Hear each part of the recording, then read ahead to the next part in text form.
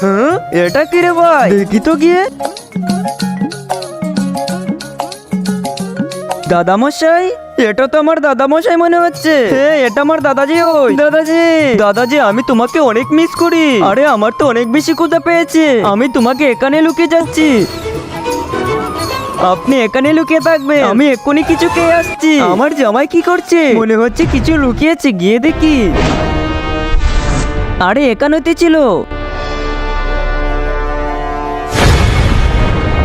হ্যাঁ, আমি জানতাম আমার স্বামী অন্য কাউকে বিয়ে করেছে।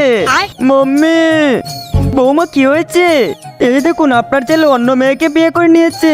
বাইগান।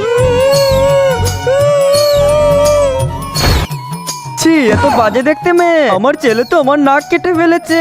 এখন এর বেঁচে থাকার কোনো কারণই নেই। রুদ্রা, কি হয়েছে মা? তুই আমার সাথে চল। আরে মা, কোথায় যাবো? আমার নাক কেটে দিয়েছিস তুই।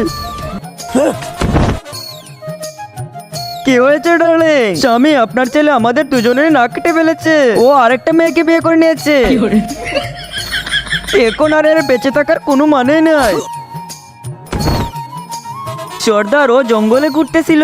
কি করতে এসেছো এখানে? তুমি জানো না আমাদের জঙ্গলে যে আসে সে আর বেঁচে ফিরে না। আরে সর্দার, আমি এই জঙ্গলে ঘুরতে এসেছিলাম আর আমার আয়নাটা হারিয়ে গেছে। এই আয়নাটা খুঁজতে আমি জঙ্গলে ঘুরতেছি। স্বামী, এখন এটার কি করব? আরে এটাই তো আমার আয়না। কি? হ্যাঁ, এটা নিজের চেহারা দেখা যায়।